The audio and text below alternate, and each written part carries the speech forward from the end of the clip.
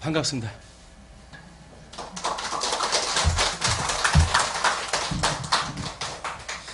세상이 뒤숭숭해가지고 우리 인천에 있는 그 교회가 매일매일 이렇게 자주 다니던 듯 했는데 매우 오래간만에 제가 방문하다 했습니다.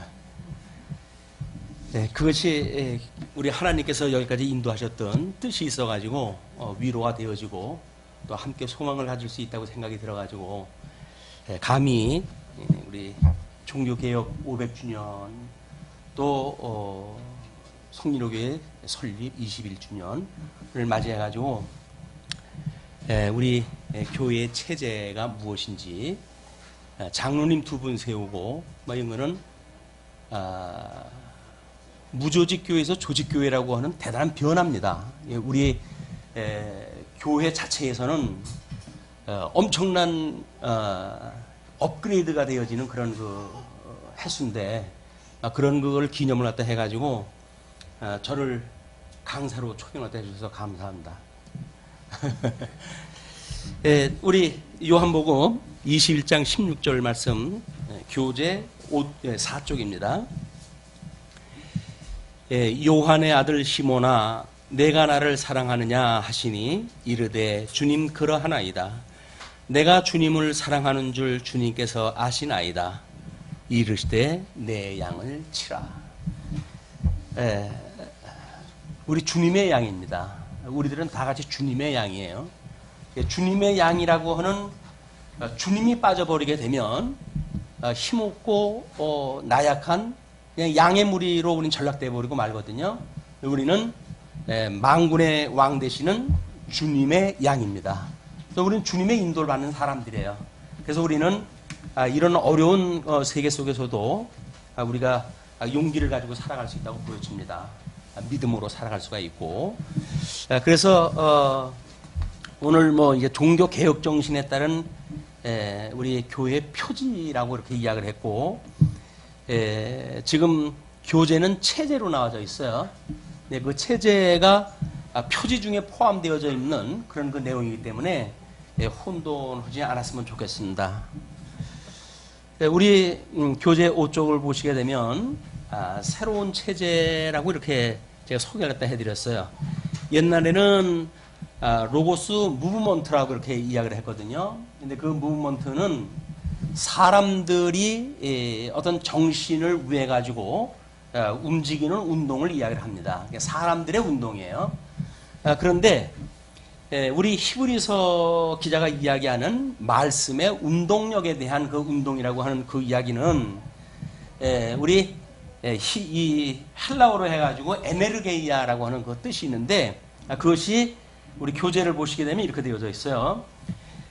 우리 로고스라고 하는 것은 객관적인 진리인 하나님의 말씀을 이야기하는 거죠. 그런데 믿음의 분량을 따라 역사함을 신앙하는 것, 이걸 우리가 운동이라고 이렇게 이야기를 하는 거예요. 에네르게이아. 근데 그 에네르게이아가 헬라어로 해가지고는 실천적으로 언약이 그 목적을 성취한 상태라고는 뜻을 가지고 있어요. 그러니까 오늘날 일어나는 모든 역사는 하나님의 말씀이 운동에 의해 가지고 하나님의 영광이 드러나 있는 상태예요. 그냥 우리가 그냥 일상의 삶을 살지만 하나님의 계시의 정신을 가지고 보게 되면 이 모든 세계, 이 우주 만사 만물이 하나님의 영광으로 가득 차 있는 겁니다. 이 영광을 볼 수 있으면 우리는 무한 찬송을 할 수가 있어요. 왜? 그게 하나님의 영광이니까. 이 임마누엘 주님이 우리하고 함께 임재한다고 하는 걸 어디에서 볼 수 있는가? 우리는 운동력을 통해서 보게 돼요.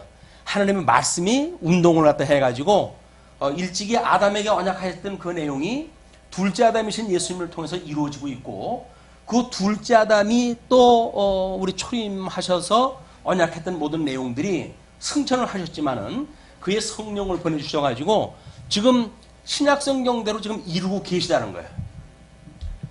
우리가 성경을 보고 성경이 조금 성경대로 내가 못 사는가? 라는 생각이 들기도 하죠. 근데 염려 안 하셨으면 좋겠어요. 왜냐면 하나님의 영광입니다. 그래서 하나님의 이왕이면 나한테 더 좋은 영광, 더 큰 영광을 주셨으면 좋겠는데 라고 하는 걸 우리가 기도라고 이야기했다 해요. 하나님의 그 영광을 성경을 놓고 보니까 어마어마한데 나는 나의 삶을 통해 가지고 별로 영광이 드러나는 것 같지가 않아요. 그래서 왠지 죄성스러운 마음만 가지고 살게 되어지는데 그렇지가 않다. 부족한 걸 알아야 우리는 하나님 앞에 기도를 할 수가 있어요. 자고한 사람들은 결코 기도하지 않습니다. 섰다 하지요, 이루었다 하지요. 근데 사도 바울은 넘어질까 조심하라고 그러거든요. 우리가 부족하다고 느끼는 사람들만큼 행복한 사람이 없어요. 나는 늘 부족해요. 근데 온전케 하시는 우리 주님이 다만 나를 온전케 해 가신다고는 그 믿음을 가지고 우리가 살아가는 거예요. 종교 개혁 정신이라고 하는 그 이신칭이라고 하는 믿음은 하나님께서 우리들과 함께 하시고 주님이 우리의 머리가 돼 가지고 당신의 몸을 당신께서 온전하게 해 가신다는 거예요. 그걸 믿는 거예요. 우리는 아직도 부족함을 느끼시죠? 염려하지 마세요. 우리는 이제 그 소망의 인내를 가지고 이 세상을 살아갈 수 있게 되어집니다. 왜냐하면 주님께서 결코 무너지지 않는 교회를 세우신다고 했거든요. 지금 우리 성리로 교회의 신앙 고백을 이쪽에 써놓으셨어요. 그 내용이 우리 베드로가 고백했던 그 내용 아닙니까? 베드로가 주는 그리스도시고 살아계신 하나님의 아들이십니다 라고 하는 그 신앙 고백을 갖다 했어요. 그런데 더 놀라운 거는 주님이 그거에 대한 대답을 해주신 것이 뭐냐면 요 뒤에 성경 구절로 해가지고 내가 그건 말하는 것이 아니라 성령께서 이 말을 하게 하셨다. 그렇기 때문에 네가 이 신앙 고백하는 이 고백 위에 주님의 몸된 교회, 내 교회를 세울 것이야. 그러나 그 교회는 결코 음부의 권세가 무너뜨리지 못하는 교회를 세워주신다는 거예요. 그냥 좀 뭐 20년이 되어졌는데 우리가 부흥이 잘 안 되고 있어요. 뭐 전도를 더 해야 될까 봐요. 어쩔까 봐요. 해가지고 노심초사하게 되어지죠. 그러나 세상 만사가 하나님의 뜻대로 되지 않는 것이 없습니다.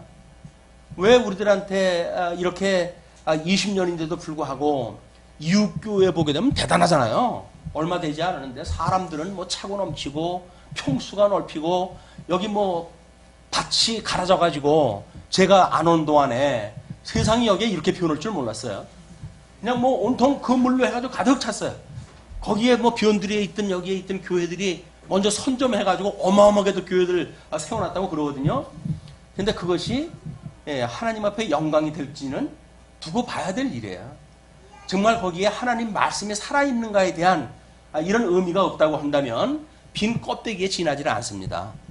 우리는 가까이에 있는 교회니까 그렇게 교회 발전이 안 되니까 개인이 쓸데없이 그런 얘기가 한다 라는 생각을 하시는지 모르겠지만 유럽에 그 어마어마한 세월을 거쳐가지고 어마어마하게 돈 들여가지고 공을 들여가지고 세웠던 모든 교회들이 전부 이단들한테 넘어가가지고 때로는 술집으로 쓰게 되어지고 춤추는 장소로 변하게 되어지고 전부 건물들이 그렇게 지금 사용되어지고 있어요. 건물이 교회가 아닙니다. 교회는 바로 주는 그리스도시고 살아계신 하나님의 아들이십니다 라는 신앙 고백을 하는 사람들로 구성되어진 거예요. 그게 우리가 교회라고 이해를 합니다.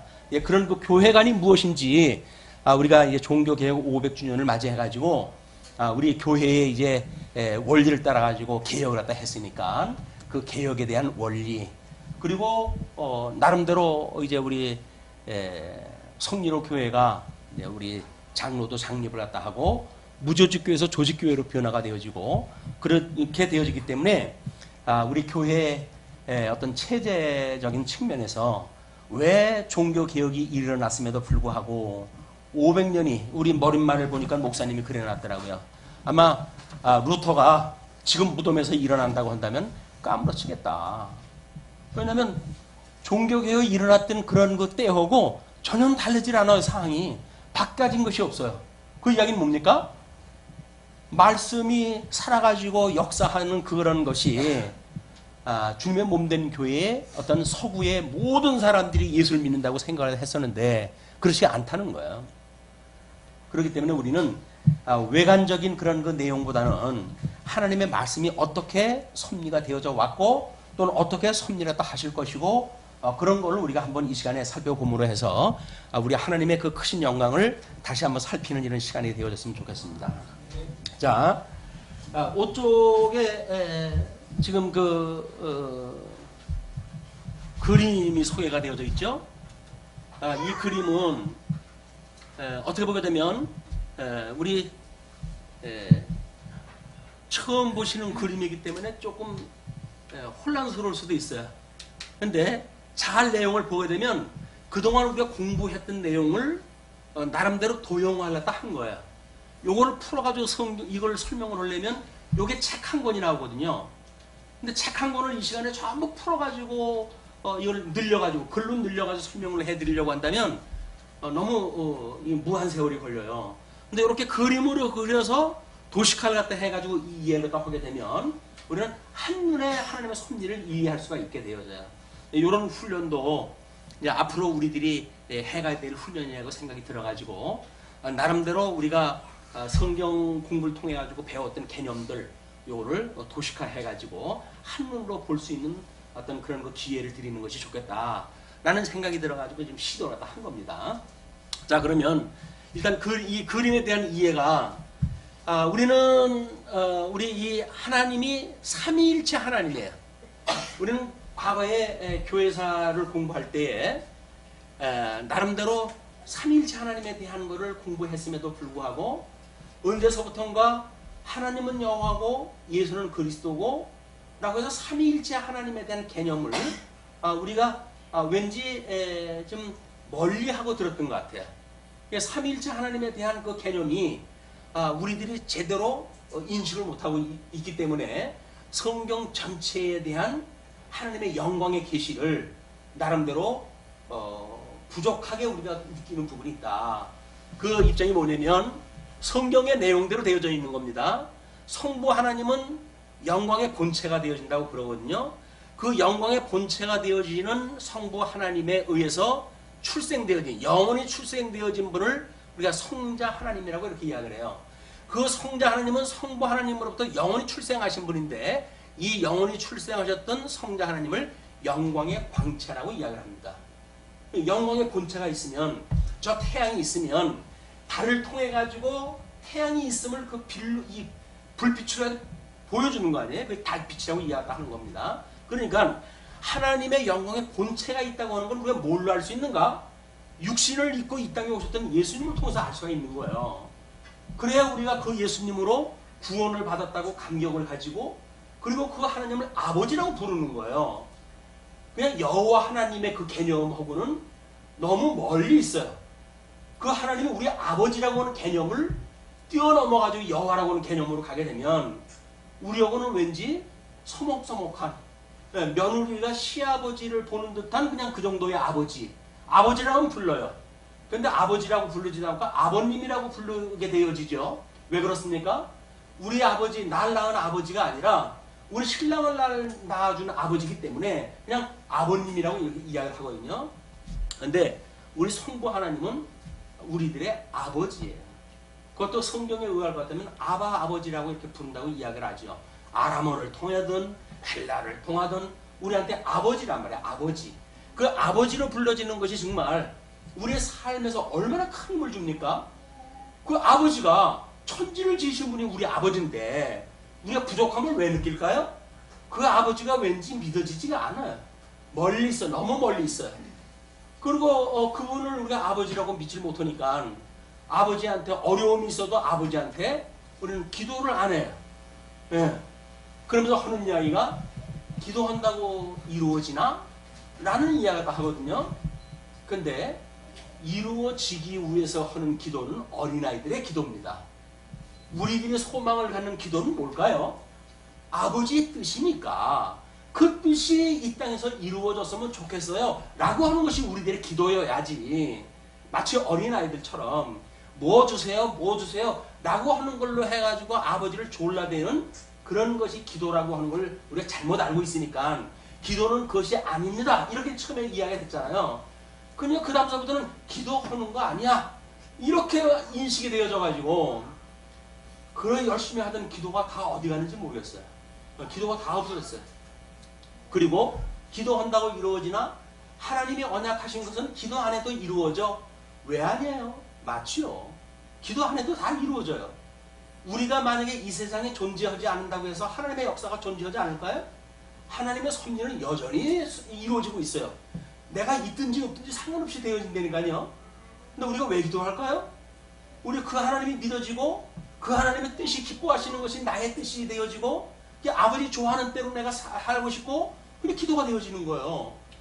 그러면 그 기도를 보고 우리 하나님께서는 당신의 부합한 기도니까 그 기도를 하나님께서 기쁘게 받아주신다 그 이야기예요. 아버지의 뜻대로 원하는 기도가 얼마나 좋은 겁니까? 우리 주님이 오죽하면 우리한테 주기도를 가르쳐 주셨어요. 네. 우리 하늘에 계신 우리 아버지시여 이름이 거룩히 여김을 받으시옵고 나라가 임하시옵고. 그럼 뭐예요? 이미 그 하나님의 영원히 존재하시는 분 아닙니까? 우리 아버지예요. 하늘에 계신 우리 아버지예요. 근데 우리가 그분이 이루어질 건 단 두 가지예요. 뭐냐면 이름이 거룩히 되어지는 것, 또 하나는 나라가 오게 하시는 것. 그것이 소위 말하는 복과 나라에 대한 이야기예요. 의와 나라에 대한 이야기예요.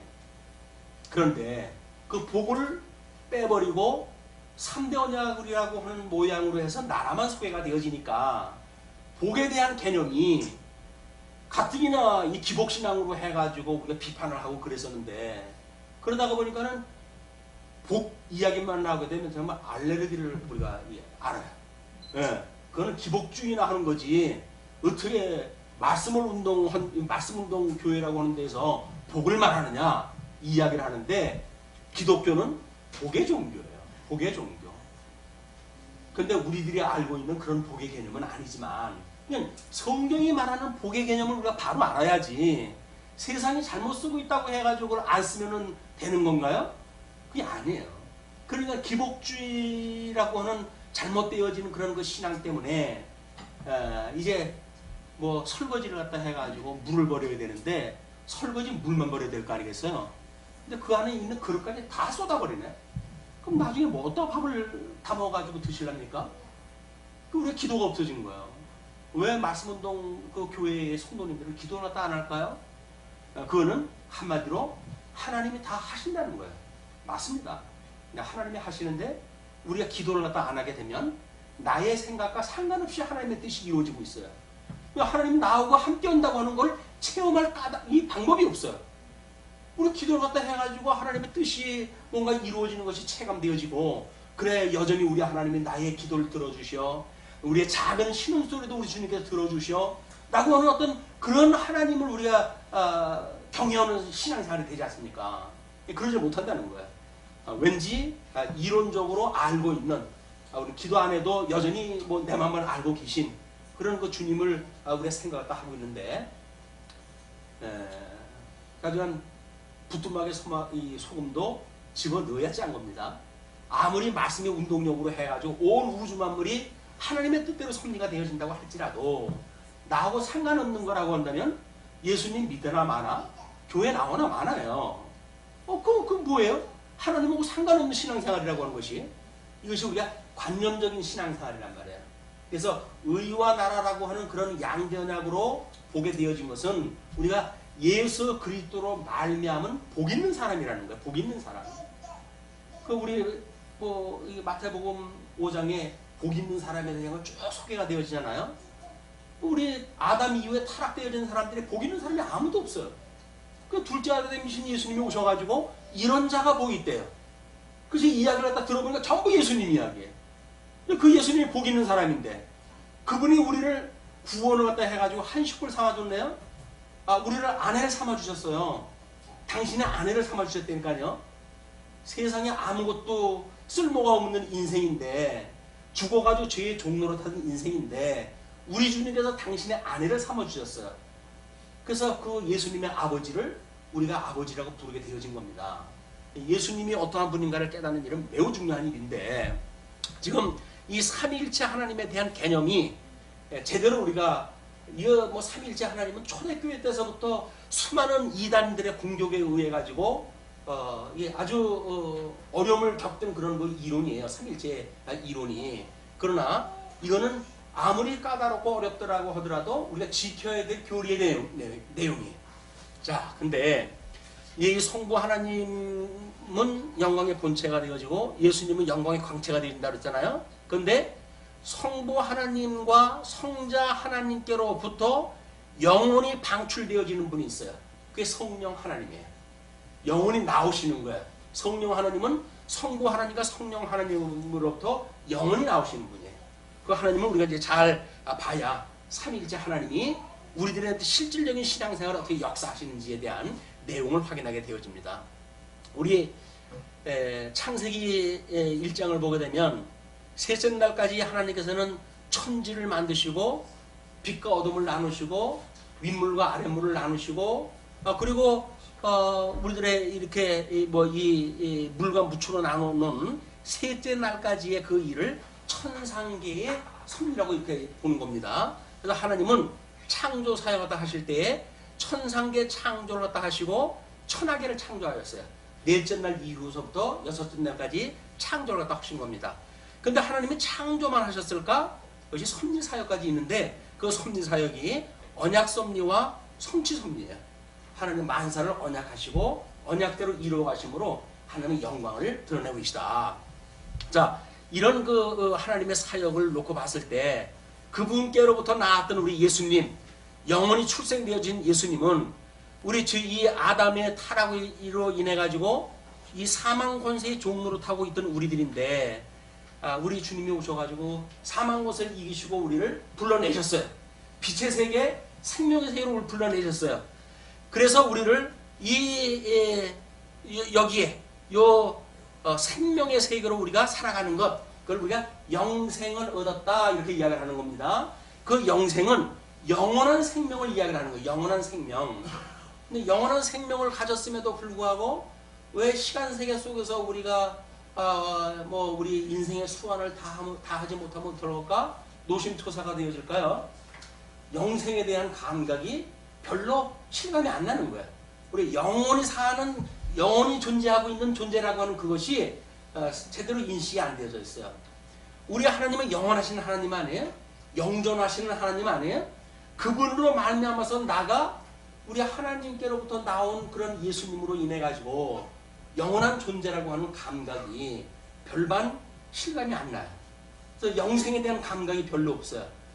그 감각이 별로 없다는 이야기는 뭡니까? 별로 은혜롭지가 않아요. 예, 이쪽에 보니까는 우리 개혁교회의 3대 원리를 또 목사님 친절하게 써놓으셨더라고요.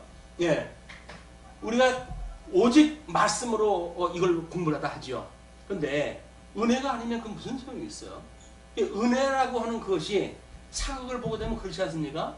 성은이 만극하이다 하나이다 라고 고백을 갖다 무릎을 꿇고 왕들한테 그게 머리를 조아려요. 그런데 천지를 지으신 하나님이 우리를 은혜를 베풀었는데 정말 성은이 만극하십니까? 그 은혜가 만극해가지고 내가 모두를 다 포기하고라도 그 은혜에 내가 정말 하나님 앞에 감격하고 살아가고 싶습니다 라는 그런 그 생각이 있으신가요? 그게 과거에 우리가 가졌던 구속사에서 가졌던 그런 그 믿음의 세계예요. 근데 그것이 언약대로 이루어간다고 하는 형식 논리에 빠져버리니까 예수 그리스도의 의라고 하는 핵심 사상에 빠져버리니까 별로 은혜에 대한 것이 없어요. 왜? 만사 언약대로 이루어가시는데 하나님의 뜻대로 다 이루어지는데 나만 구속받았나? 다 창세전에 구속되어진 사람들은 다 구원받는데 라고 이야기하기 때문에 나만의 구원의 은혜가 별반 없어요. 근데 문제는 나의 구원이에요. 나의 아버지예요. 나의 예수님이에요. 보편적으로 있는 분의 그런 그 분이 아니라니까요. 우리가 그 예수님하고 함께 산다는 건 나의 예수님을 믿는 거지. 개똥이 엄마의 예수님하고 나하고 무슨 상관 있어요. 우리는 나의 예수님을 찾아야 돼요. 나의 하나님을 찾아야 돼요. 이제 이 개인적으로 예수님과 어떻게 우리가 연합되어진 성도로서의 그런 밀접한 관계를 확인하는가라고 하는 것이 우리의 삶에 변화를 불러일으킨다고 저는 확신합니다. 자, 그러면 이제 우리 이 영원한 세계는 시간과 공간과 요게 시간이고 요게 공간이고 이쪽으로 이렇게 각도를 갖다 비춰나간 것이 형상이에요. 형상. 이거는 시간과 공간과 형상으로 계시되어진 것이 이 계시세계거든요. 근데 계시세계에 예수님이 오셔가지고 십자가의 도를 전했는데 그 십자가의 도가 믿는 자에게는 이것이 구원의 빈거가 되어지고 믿지 않는 자에게는 멸망의 빈거가 되어진다고 이렇게 성경이 말하잖아요. 예수님의 십자가의 사건은 동일한 십자가의 사건이에요. 근데 그걸 믿는 사람은 영생의 길로 가고 믿지 않는 사람은 멸망의 길로 가는 거예요. 근데 그거를 우리 누구의 형상이냐면 이게 적그리스도의 형상이에요. 적그리스도. 이건 어린 양 예수 그리스도의 형상이에요. 우리는 어린 양 예수 그리스도의 형상을 닮아가면서 살아가는 거예요. 우리가 그 형상을 닮아가는 것. 아담을 하나님 지으실 때 누구 형상을 따라 지으셨다고요? 하나님의 형상을 따라 지으셨어요. 그러면 그 형상으로 해서 우리 예수님이 오셨거든요. 그 예수님이 머리가 되셨어요. 그리고 그 예수님이 그 몸을 온전케 하셔요. 그러면 그 몸이라고 하는 주님의 몸된 교회는 누구의 형상일까요? 예수님의 형상이에요. 우리 지어져가는 성전으로 해가지고 우리 예수님의 형상이라니까요. 예수님의 그런 형상으로 우리가 살아가고 있는 거예요. 근데 우리가 우리 스스로의 정체성을 너무 비하시켜가지고 아이고 예수님의 우리가 뭐 신부면 뭐라냐, 세상에 돈 많은 사람들에 비하게 되면 부러운 투성이고, 우리는 그 부여로우신 예수님이라고 성경은 말하지만 나는 그 예수님의 부여로만큼은 부여로울 수가 없어. 예수님은 나한테 늘 부족해. 신앙생활 때 늘 마이너스 2%인 거예요. 왜 신앙생활을 하는데 마이너스 2%일까요? 예수님은 부여로우신 분이라고 그러는데 천하만국이 그분 것이라고 그러는데, 그럼에도 불구하고 왜 우리는 천하만국이 우리의 것이라고 스스로 인정하지 못할까요? 내 주머니에 없으니까요. 내 통장에 없으니까. 그런데 주님께서는 뭐라 그래요? 뭘 먹을까 마실까 염려하지 말라네요. 그리고 그런 것들은 이방인들이나 구하는 것이고, 너희들은 그의 우리 성리로 교회 사인에 보니까는 의와 나라를 영원히 전하는 교회라고 이렇게 쓰였어요. 목사님이 교회 이상이라든지 표라든지 해가지고 이게 성경적으로 해가지고 가장 중요한 거는 다 갖다 쓰신 것 같아요 지금. 그러니까는 그 의와 나라를 우리가 전하는 거지. 예수 믿으면 돈 벌어져요, 예수 믿으면 건강해져요 라고 하는 것이 복음이 아니란 말이에요. 복음이라고 하는 뭐예요? 복된 소식인데, 그 복된 소식은 내가 그의 의와 나라로 왔단다. 주님이 그 이야기를 하는 거야. 너희들은 그런 나를 증거해야 되겠지. 왜? 예수님이 우리 신부니까, 예수님의 증인이니까 마땅히 우리가 해야 할 일은 의와 나라가 되신 예수 그리스도를 증거하는 거예요. 근데 우리는 예수님만 증거하면 되지, 예수님만 전하면 되지. 근데 예수님이 어떤 분인지를 알아야 될 거 아니겠어요? 우리를 죄에서 구원하신 분이래요. 맞습니다. 근데 그게 뭘로? 의를 통해 가지고 어떤 사람은 생명의 길로, 어떤 사람은 사망의 길로 인도하시는 그런 그 섭리거든요. 근데 우리 주님께서 하나님의 의를 기준으로 해가지고 하나님의 택한 백성으로 삼아가지고 생명세계에 살아가도록 우리를 갖다 불러내셨어요. 유감스럽게도 아직 육신의 설기 있어가지고 좀 찜찜한 그런 그 여백이 있지만, 여전히 우리가 소망을 갖는 것은 주님께서 당신의 형상을 닮아가지고 세상 끝날까지 우리를 인도하신다는 거예요. 음부의 권세가 무너뜨리지 못하는 권세로 우리를 지켜주신다는 거예요. 주님의 몸된 교회를 통해 가지고 우리는 그분이 우리를 어떻게 붙들고 계신지, 어떻게 인도해 가시는지, 그걸 우리가 배우는 것이 우리 예수님에 대한 바른 인식이라고 보여집니다. 자, 이렇게 했을 때 그 설명이 뭡니까? 이게 예수 그리스도로 말미암는 영광의 발현이에요. 우리가 뭐라고요? 이 하나님은 영광의 본체가 되시고, 예수님은 영광의 강체가 되시고, 우리 성령님은 영광의 능력이 되는데, 우리는 뭐라고요? 영광의 발현. 하나님의 그 영광이 우리를 통해서 드러나고 있단 말이에요. 그 우리들의 삶은 보통 삶이 아닙니다. 그냥 우리의 삶이 하나님의 영광 자체라니까요. 근데 너무 부족해요. 맞아요. 그렇게 고백하시는 분은 그래도 양심이 바른 분이죠. 왜? 그럼에도 불구하고 우리 믿음의 주여 온전케 하시는 그분께서 우리를 온전히 이루어간다고 하는 걸 믿고 살아가니까 비록 지금은 연약하더라도 우리 주님께서 우리를 붙들고 계셔 나와 함께 하셔 온전케 하실 거야 라고 하는 걸 우리가 믿는 거예요. 우리 종교 개혁의 원리를 가지고 이 내용을 쭉 한번 정리를 해봤으면 좋겠습니다. 근데 이것이 아마 우리 증거에 대한 이야기였어요. 시몬 베드로가 대답하여 이르되 주는 그리스도시요 살아계신 하나님의 아들이시니다. 예수께서 대답하여 이르시되 바요나 시몬아 내가 복이 있도다. 이를 내게 알게 한 이는 혈육이 아니요 하늘에 계신 내 아버지시니라. 또 내가 내게 이르노니 너는 베드로라. 내가 이 반석 위에 내 교회를 세우리니 음부의 권세가 이기지 못하리라. 우리 주님께서 약속을 했던 내용이거든요.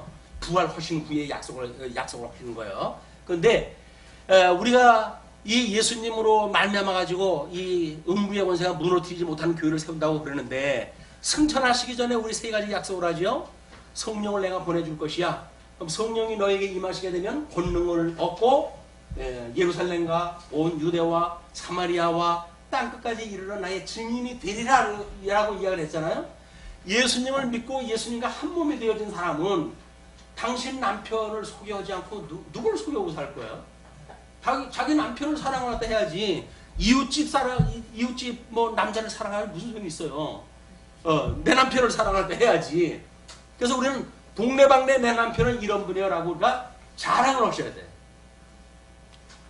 우리 이번에 새로운 대통령이 그 아내가 요즘 아주 일을 날리고 있어요. 뭐 유쾌한 무슨 씨? 뭐 해가지고.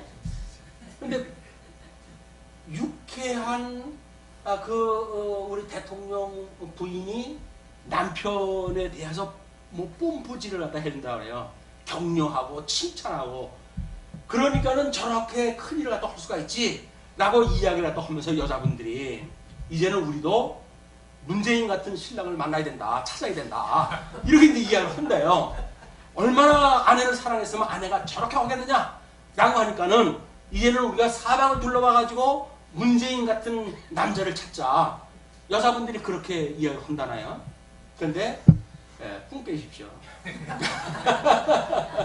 그 아들의 고백에 의할 같으면 두 분 부모님은 싸우지 않습니까? 그랬더니 왜요? 자주 싸워요. 근데 아버지가 변호사가 돼가지고 아버지가 늘 이깁니다. 이렇게 이야기를 하더래요. 우리는 먼 발치로 보는 그런 것과는 아무 소용이 없어요. 진짜 우리 신랑 되신 예수님, 그분이 우리를 사랑하신다고 그러니까 우리 뭐 유명한 그런 표현도 그거 있어요. 남자가 여자를 보고 내가 내 안에 있다. 내가 내 안에 있다. 예수님이 우리한테 그러시는 거예요. 내 안에 너희들이 있는 거야. 내 안에 너희들이 있는 거야. 너하고 나가 한 몸이 한 몸인 거야. 따로 있는 것이 아니라 우리는 한 몸이야 라고 이야기하는 것이 증인의 삶이에요. 우리 신랑은 이런 분이에요. 나를 구원하신 분은 이런 분이에요. 나를 이렇게 의롭다고 여겨주시는 분, 나는 보잘것없는 신부랍니다. 근데 우리 주님께서 당신의 의로 나를 갖다 덧입혀 주셨어요. 주님이 나를 갖다 칭의의 옷으로 우리를 덧입혀 줬으니까 우리가 예수님 때문에 의롭다고 하는 거지.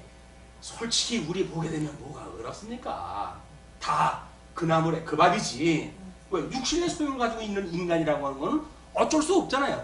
하나님께서 우리 타락한 인생을 그렇게 만들어 놓으셨기 때문에. 그러나 거기서 우리 주님이 우리를 불러내셔가지고 하나님의 뜻을 이루어하신다. 이것이 증인의 삶입니다. 그리고 이제 우리 주님이 다시 오신대요. 오시는 그날까지 우리를 지켜주실 겁니다. 지켜주실 뿐만 아니라 함께 하실 거야. 함께 하시는 그 주님과 우리 함께 우리가 이렇게 행복한 연애 생활을 했으면 어떨까 싶은데 정말 그럴까요? 라는 생각이 들잖아요. 그래서 성경적인 근거를 제시하지 않으면 우리는 안 믿어요. 아무리 뭐 여기서 달콤한 말을 갖다 해도 성경이 정말 그래요? 라고 증거가 되게 되거든요. 그래서 제가 성경적인 근거를 제시를 갖다 하려고 준비를 갖다 했습니다. 자, 우리 선민국가는 이 창건되어지는 것이 룻기 사무엘서를 통해 가지고 우리 그냥 다윗 왕국의 준비라고 과거에 공부를 하셨잖아요. 근데 그게 그냥 준비가 아니에요. 그 준비는 바로 메시아에 대한 준비입니다. 그 메시아에 대한 준비가 예수님이 와가지고 마태복음에서 삼직을 가지고 있는 그리스도라고 하는 사실을 통해 가지고 당신이 구약에 언약되어진 그리스도라고 증거하잖아요. 이게 삼직이에요. 이게 삼직. 메시아 이 선민국가에서 가지고 있는 삼직이 예수님을 통해서 이루어지고 예수님의 성천을 갖다 하시고 성령을 보내주셔가지고 주님의 몸된 교회에 직원을 세우게 되어지는데 그 직원이 예수님의 천상에서 가지고 계시는 당신의 직임이에요. 그를 성령의 은사를 통해 가지고 눈에 보이는 가시적인 교회에 성도들에게 나누어졌어요. 그것이 바로 장로, 목사, 그리고 집사인 거예요. 그걸 우리가 교회의 직원이라고 이야기를 하고 그 내용은 우리 교회의 헌법에서도 교회는 세 가지의 직원이 있다라고 해가지고 그 내용을 소개를 합니다. 자, 그러면 정말 사실이 그럴까요? 이렇게 도면으로 만들어 놓은 거대로 정말 그럴까요? 모세 오경에서 언약이 되어지고 언약한 대로 선민국가가 이루어졌고 이 구약의 성경대로 예수님이 오셨고 그 예수님이 오셔가지고 새로운 새 언약을 갖다 했고 그 새 언약을 우리 주님께서 이루심으로 해서 구약의 언약되어진 메시아라고 증거를 하고 있는 걸까요? 라고 하는 그 구도를 복잡하게 이 그림을 그려놓으니까는 너무 어렵다고 그래가지고 이 도식화 해가지고 짧게 소개를 해드렸어요. 그래서 양대 언약, 복과 나라, 복을 주시며 가라사대 생육하고 번성하라, 땅에 충만하라, 그리고 정복하라, 그리고 다스리라 라고 했던 그 나라를 언약하셨는데 복을 줬다는 이야기를 빼버렸어요. 근데 그 복이 빠져버리니까 이 복이라고 하는 용어는 역사서에서 저주라고 번역되어진 내용도 나와요. 그걸로 미뤄보건데 여기서 말하고 있는 복이라고 하는 그거는 복과 저주가 함께 포함되어져 있는 개념일 수가 있어요. 우리가 첫째 날 천지를 만들었을 때 공허하고 혼돈하고 그리고 흑암이 기쁨이 있다고 그랬잖아요. 왜 그렇게 됐을까요? 하나님 처음부터 만들 때 빛과 어둠을 갖다 이렇게 만들진 않고 왜 처음에 만들었을 때 천지를 만들었을 때에는 공허하고 혼돈하고 그 흑암이 기쁨 위에 있도록 천지를 만들었을까요? 그 질을 하나님께서 빛과 어둠으로 나누시고 그리고 윗물과 아랫물로 나누시고 그리고 물과 무초로 나누셔가지고 구별해내는 것이 하나님의 뜻이라는 거예요. 그게 거룩이에요. 이 구별하는 것, 그래서 거룩이라고 이야기를 하거든요. 그러면 아버지의 이름이 거룩히 여김을 받으시었고 라고 하는 이야기는 뭡니까? 아버지의 이름이 다른 사람들하고 차이가 나는 다른 신과도 차별나는 이런 하나님의 이름으로 드러났으면 좋겠어요. 하나님이 좋아하시는 것, 싫어하는 것 명확하게 구분되어지는 이런 세계가 되어져서 지옥 백성들은 지옥으로 보내고 천국 백성은 천국으로 보내고 라고 하나님의 이름이 드러났으면 좋겠습니다. 라고 하는 걸 우리 기도를 하다 한 거거든요. 그리고 그 뜻이 하늘에서 이루어진 것처럼 이 땅에서도 이루어졌으면 좋겠어요?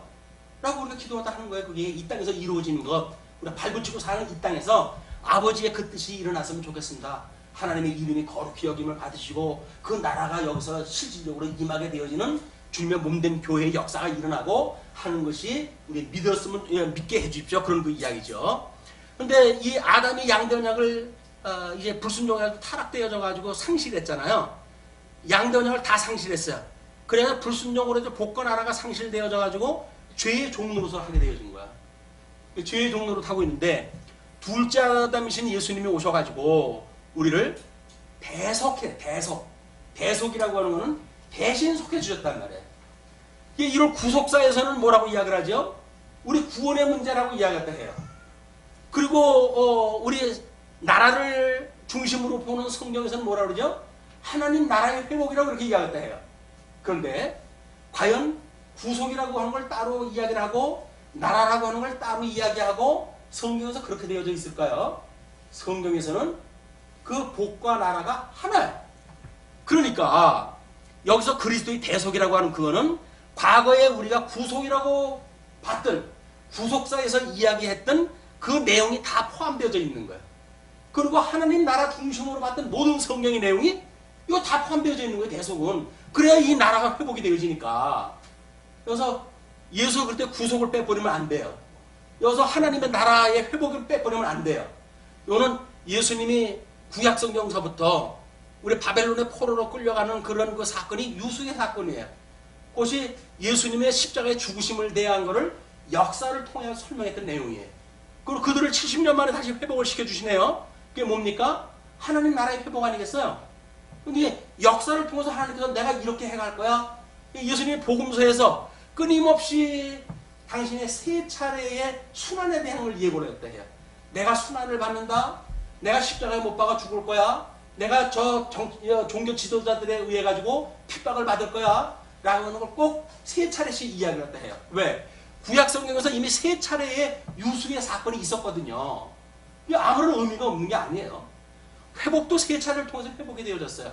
우리 예수님이 이렇게 회복이 되어졌던 것처럼 주님의 몸된 교회에도 이렇게 예수님의 새 언약이 이루어져 간다. 왜? 주님의 몸을 주님께서 이루어가는 거니까. 그래서 성경에 있는 내용을 성경대로 산다고 하는 개념을 우리가 잘못 파악을 되면 어떻게 될까요? 성경에 나와 있는 성경 구절대로 내가 살아야지 이런 생각을 가지고 계실지도 몰라요. 근데 그거는 예수님 오셨을 때 율법주의자들이 했던 이야기예요. 내가 하나님의 율법을 지켜가지고 거룩하게 될 거야 라고 이야기를 했거든요. 근데 예수님은 뭐라 그래요? 이 회칠한 무덤아, 독사의 자식들아, 그런 얘기 하지 마라. 너희들은 그걸 이룰 수가 없는 거야. 그래서 내가 왔어. 그 이야기였거든요. 근데 종교개혁이 끝나고 한 500년쯤 지났는데 오늘쯤 와가지고 이제는 성경의 그 구절을 내가 지켜가서 살 거야. 아니 옛 언약도 지키질 못해가지고 예수님이 왔는데 새 언약을 우리가 어떻게 지킵니까? 주님께서 지키신다는 거예요. 그걸 내가 너희한테 음부의 권세가 무너뜨리지 못하도록 내가 붙들고 있을게. 그걸 우리가 믿음이라고 이야기를 하는 거예요. 그러니까 믿음이라고 믿었을 때 우리는 뭐라 그래요? 성은이 만극하나이다 라고 우리가 주님 앞에 고백을 할 수가 있는 거란 말이에요. 내가 어지간히 뭘 한 것 같잖아요. 내 열심으로 한 것 같잖아요. 그렇게 되면 주님이 필요 없어요. 내가 했는데 뭐. 예수님이 나 뭐 도와준 거 있어요? 라고 나중에 대변들 거래요. 예수님한테. 안 그래요. 예수님이 친히 이루어 가시는 거야. 성령을 보내주셔가지고 봐라. 복음서에서 통했던 예수님이 약속했던 것 주님께서 이루어가고 계시지? 그래도 우리 믿게 해주시는 거예요. 그래서 우리가 믿음이라고 이야기를 한단 말이에요. 자, 이야기할 것이 많아가지고 그런데 잠깐 여기서 볼 거는 지금 선민국가의 메시아 예수 그리스도 여기 직원 요 세 개가 성경적인 근거가 있는지를 확인하겠다 하는 내용입니다. 자, 제일 먼저 교회 설립과 새 직임으로 해가지고 직임에 대한 질서를 세우시는 사무엘상 1장서부터 30장까지의 내용이 가만히 보니까 가만히 보지는 않았어요. 열심히 봤는데 부지런히 해가지고 보니까 그냥 뭐 다윗 왕국을 준비하는 간단한 여정이 아니었어요. 거기에 바로 교회를 세우려고 한다면 뭐가 필요하다고요? 기둥이 필요하다. 기둥이. 그 기둥이 뭐냐면 이 직임이에요. 직임. 그래서 사무엘상에 들어가게 되면 선지자 이 사무엘이 등장했다 했을 때 하나님의 말씀이 임하지 않을 때예요. 선지 사역을 할 수가 없을 때예요. 왜? 워낙 이제 뭐 배불러 가지고 제사장은 비대해져 가지고 움직이지도 못할 정도로 살쪄 가지고 이제 살았거든요. 그거는 그 사람의 개인적인 어떤 비중함, 이 비대함을 이야기하는 것이 아니라 얼마나 세상에 취하고 살았는지에 대한 것을 우리한테 은유적으로 보여주는 사건이에요.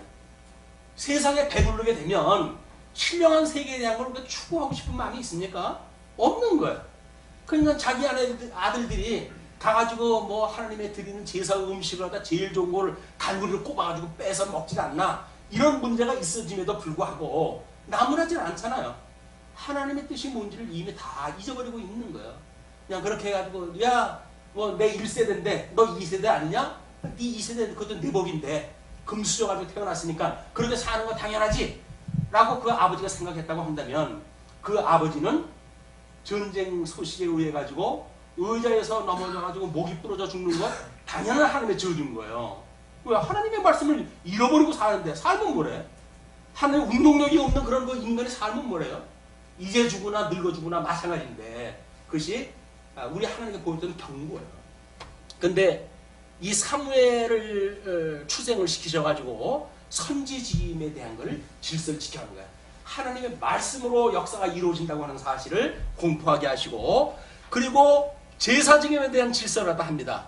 이걸 우리 유명한 순종의 제사에 대한 이야기 아니에요? 내가 너희들의 원하는 거는 이런 재물을 바쳐가지고 드리는 그런 제사를 원하는 게 아니야. 내가 원하는 건 순종을 원하는 거야. 또 그러니까 그 순종을 갖다 풀어가지고 이런 형식을 원하는 게 아니잖아. 뭔가 하나님 앞에 그냥 순종을 원하는 거니까 주님이 해가는 그런 그 일이 무엇인지 가만히 보고나 있고 그렇게 하면 되지 라고 이야기하는데, 순종이라는 건 뭐예요? 하나님의 뜻이 믿어져가지고 그렇게 살아가지는 거예요. 믿음의 열매가 맺게 되어지는 거예요. 의의 열매가 맺게 되어지는 거예요. 성령의 열매가 맺게 되어지는 거예요. 그리고 열매가 맺게 되어지는 거라니까요. 근데 과거에는 우리 기독교 윤리를 잘못 이해하게 되면 예수님을 믿으니까 이렇게 살아가야 되는 거 아니겠어? 이렇게 이야기를 한단 말이에요. 그게 전제되어진 윤리 아니에요. 예수님을 믿으려면 이렇게 내가 살아가야 돼 라고 하는 걸 전제해가지고 예수님을 믿는 거예요. 근데 성경에서 말하고 있는 우리의 윤리는 그렇지가 않습니다. 성령의 열매로 맺게 되는 결과예요. 결과. 예수님을 믿으면 그렇게 되어진다는 거예요. 예수님을 믿으면 주님께서 그렇게 해가신다는 거예요. 그걸 보여주니까 그러니까 하나님의 영광인 거라니까요. 지어가지는 성전으로서 우리가 변화되어지는 삶을 우리 주님께서는 당신의 영광으로 보여주는 거예요. 자랑스럽게 여기시는 거예요. 그리고 이 사단 권세들한테 보여주시는 거야. 야, 내 새끼들 어떠냐? 그거 보여주시는 거예요. 그런데 우리 욕을 갖다 비난했던 것처럼 그 먹거리 빼버리면 소용없을 거려? 그래? 그래도 우리 자녀들은 그렇지 않단다 라고 이야기하게 되면 사단이 우리 갖다 공격을 다 해올 수가 있어요. 너 믿음이 좋다고? 너 한번 사업 망가져 볼래? 건강 한번 쳐볼까? 라고 이게 쳐들어와야 공격을 해요. 그런데 주님이 우리의 생명의 본질이라고 구원주라고 믿어지는 확신이 가지고 있게 되면 모든 성도들은 죽음을 내대고 신앙생활을 해왔어요. 우리 초대교회 때서부터 우리 믿음의 선배들이 그렇게 살아왔다니까요. 근데 지금은 불행하게도 너무 배부른 시대에 우리가 살고 있는 거예요. 배부른 시대에 살고 있다는 이야기는 뭡니까? 하나님의 말씀이 별다른 그렇게 우리의 영향력이 없어요. 왜?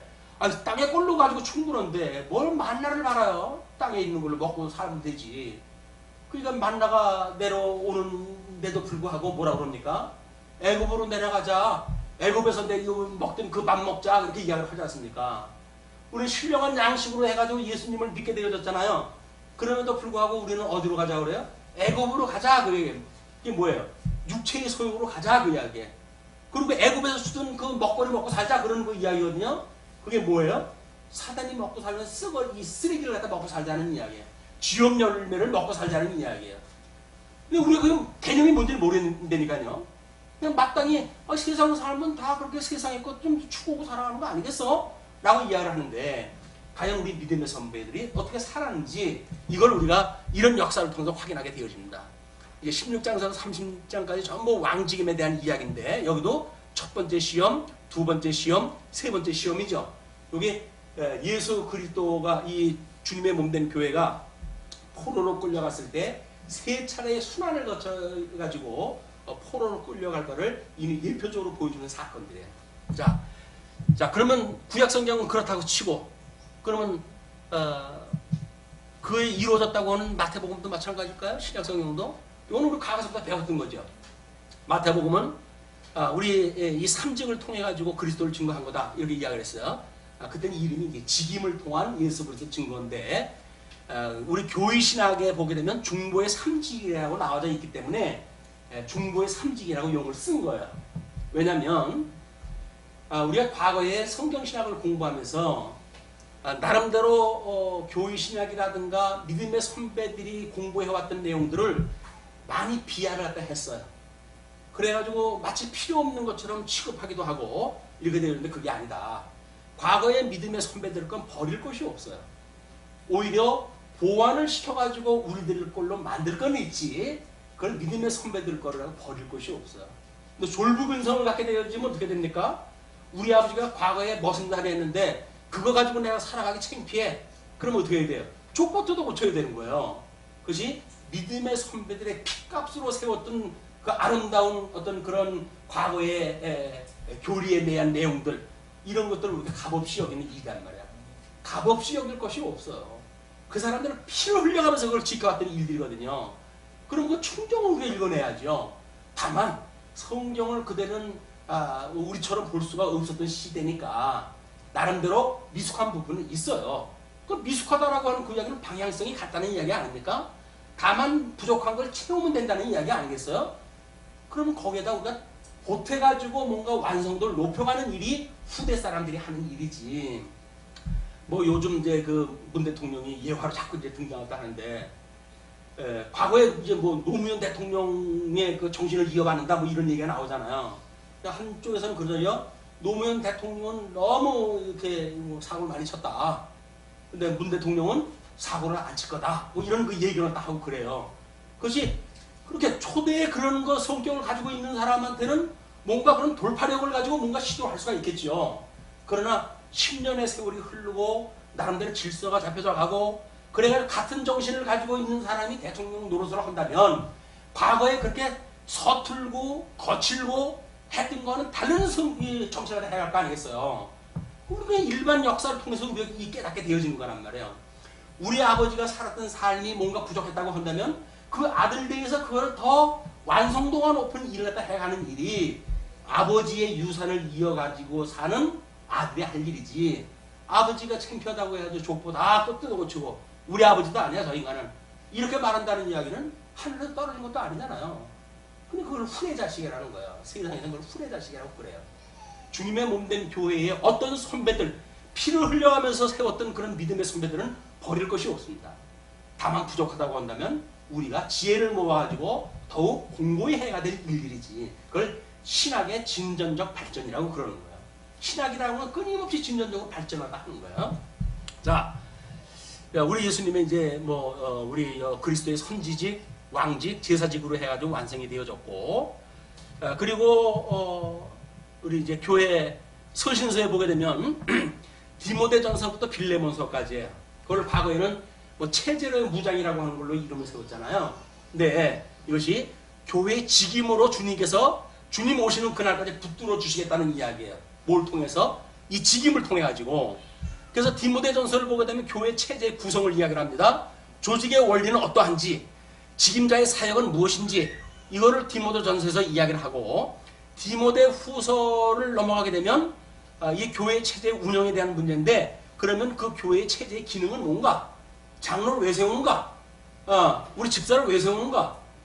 다른 거 이유 하나도 없어요. 교회 부흥하기 위해서, 교회 발전하기 위해서, 평수 높이기 위해서 그런 거 아니에요. 교회를 왜 이렇게 한다고요? 이 체제의 기능이 뭐라고요?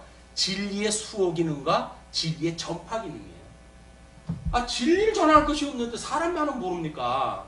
뭐 잡아먹을 것도 아니고. 사람 적다고 해야지 기죽을 거 없어요. 우리 주님께서는 숫자, 이 주님의 몸된 교회는 수에 있는 게 아니라고 우리한테 일러주시거든요. 우리는 너무 세상 속에서 수에 밝아져가지고 많으면 존재하라. 많으면 존재하는데 결코 많은 것이 좋은 건 아닙니다. 주님께서 지금 여기 앉게 하신 분들 제일 좋아하시는 숫자예요. 주님께서 싫어하는 숫자도 주셨겠어요? 제일 좋아하시는 순서로 숫자로 주셨겠지. 그게 믿어지지 않으니까 내 생각은 다른데? 내 생각이 뭐가 중요한디? 내 생각이 뭐가 중요해요? 주님의 뜻이 지금 이것이 완전한 숫자라고 그러는데 내 생각에 봐가지고 친구 보기 창피해 죽겠어. 왜? 우리 교회 숫자가 너무 적어가지고 뭐 20년이 됐는데 우리 숫자가 맨날 그래 라고 이해하다 하니까 자기 체면 자기가 깎아먹는 거예요. 주님의 몸된 교회 숫자가 아니에요. 이게 영적인 생명인데 생명. 주님께서는 하나의 생명이 사람 하나의 생명이 천하보다도 중하다 그러잖아요. 이 천하가 몇이 있는 건데요 지금. 개념이 우리가 파악이 잘못됐으니까 눈에 보이는 걸 우리가 넘어가는 거예요. 그게 아니라고 우리가 성경 공부를 하는 거예요. 그래서 그런 게 아니라고 하는 거를. 자, 그래서 그렇게 하고 체제를 이제 보존을 갖다 하시는데 디도서에 보게 되면 7일을 통해서 보존을 갖다 한대요. 그 7일을 맡고 있는 것이 장로님들이니까 이제 여기에 교회에서 장로님을 세운다는 이야기는 체제를 보존해가지고 주님의 몸된 교회로서의 견인의 그 역할을 본격적으로 해가기 시작하도록 주님께서 지금 그 일을 시동을 갖다 하신 거예요. 아직은 안수를 안 받았으니까 그냥 우리 성도들이 선출하는 그냥 장로님이지만 내리면 안수를 받아가지고 정식으로 노회에서 공포라도 할 거 아닙니까? 우리 강남노회의 장로가 된 것을 성부와 성자와 성령의 이름으로 선포하노라. 누구의 이름으로? 삼위일체 하나님과 선포가 되어지는 거예요. 그런데 장로가 되어져가지고 나중에 지가 뭐 잘했다고 그냥 껍죽거린다고요? 가짜이다, 가짜. 장로를 세웠다고 하는 건 뭐예요?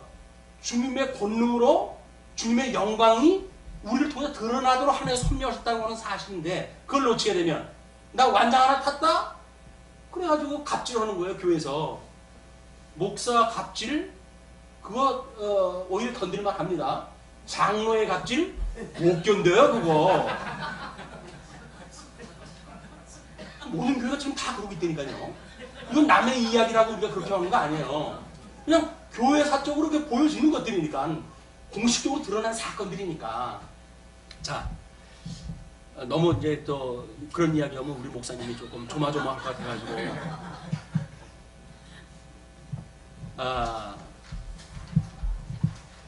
잠시 찾아.